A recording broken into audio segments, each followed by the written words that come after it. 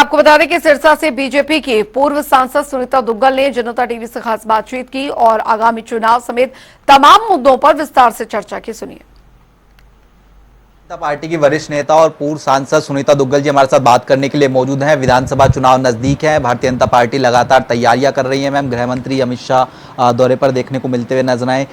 किस प्रकार की तैयारियां जो है चल रही हैं विधानसभा चुनाव के संदर्भ में हम बात करें?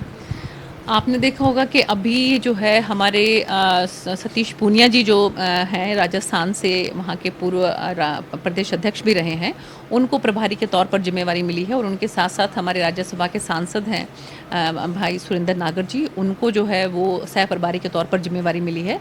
और धर्मेंद्र प्रधान जी और माननीय विप्लव देव जी, ये जो हैं चुनाव की दृष्टि से जो है वो प्रभारी और सह प्रभारी हैं। तो सबके सब जो है मैदान में उतरे हुए हैं। कल भी अगर हम देखें तो विप्लव जी जो हैं वो फतेहाबाद के अंदर उन्होंने सभी कार्यकर्ताओं की कोर ग्रुप की जो है मीटिंग ली है और उनको सबको ताकीद किया है कि किस तरह से जो है मैदान में उतरना है। तो मुझे लगता है कि और पिछले दिनों भी आपने देखा होगा कि माननीय अमित भाई शाह जी जो हैं वो पंचकुला के अंदर आए थे और विस्तारित जो हमारी कार्यकारिणी की बैठक है वहाँ पर हुई थी, और जिसके अंदर हमारे मुख्यमंत्री जी और पूर्व मुख्यमंत्री जी, सभी मंत्रीगण और ये सब वहाँ पर पधारे थे, विधायक जो हैं और सभी।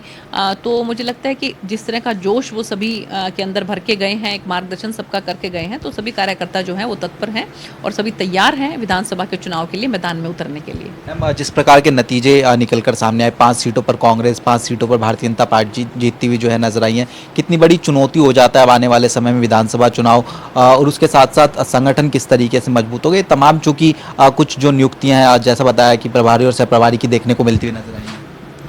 बिल्कुल हमारी अच्छे से तैयारियां हैं और सभी कार्यकर्ता जो हैं वो भी तैयार हैं। और समय समय पर अभी जैसे जो मैंने आपको बताया कि पंचकुला में जिस तरह से जो हमारी विस्तारित बैठक कार्यकारिणी की हुई थी, उसी तर्ज पर जो है अभी जिलों की जो है वो सिलसिलेवार पूरे हरियाणा के अंदर बैठक होंगी और उसके बाद फिर वो मंडल स्तर तक जाएंगी।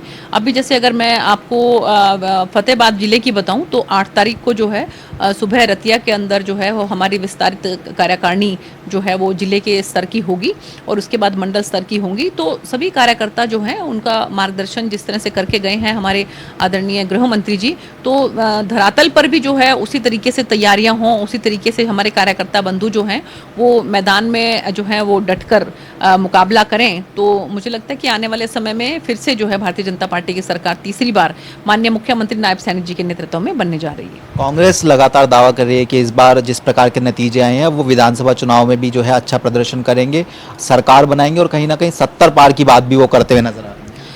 आपने देखा होगा कि जिस तरह से उनका कहीं कोई संगठन नहीं है और उनके वरिष्ठ नेतागण जो हैं वो एक एक करके हमारी भारतीय जनता पार्टी के अंदर आ रहे हैं। अभी पिछले दिनों जो है वो हमारे जो किरण चौधरी जी हैं और उनकी बेटी जो कि पूर्व सांसद हैं श्रुति जी, उन्होंने भारतीय जनता पार्टी को ज्वाइन किया है। और पिछले दिनों आपने ये भी देखा होगा कि माननीय मुख्यमंत्री जी कहते हैं कि और भी बहुत से ऐसे नेतागण जो हैं वो लाइन में हैं जो भारतीय जनता पार्टी को ज्वाइन करना चाहते हैं। तो इन सब बातों को देखकर आप समझ ही सकते हैं कि भारतीय जनता पार्टी जो है वो तीसरी बार फिर से रिपीट करने वाली है और सरकार जो है वो नायब सैनिक जी के नेतृत्व में भारतीय जनता पार्टी की हरियाणा में बनेगी।